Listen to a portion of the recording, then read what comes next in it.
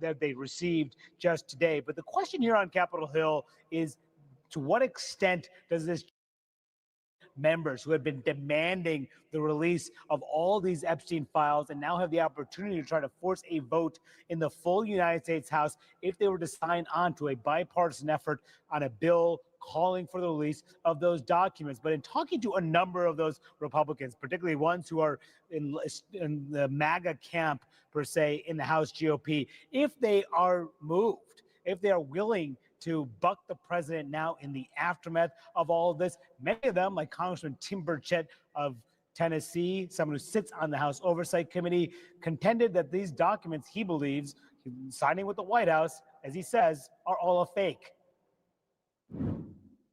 I mean, anybody can do a signature. We've seen the auto pen's been used quite a bit with the Biden administration. So I've never known Trump to be much of an artist either. So I kind of draw that into question. There's a history of him drawing. The thing is, it's been there for 4 years and now it's just come out.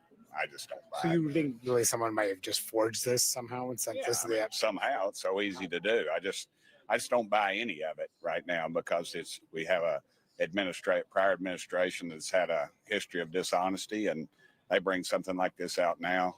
Why wouldn't they bring it out during the campaign?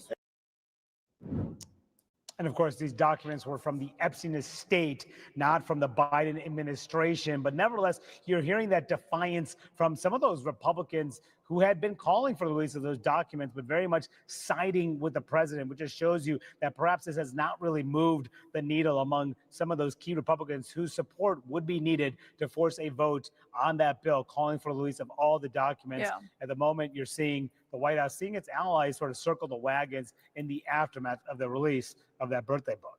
Well, Manu,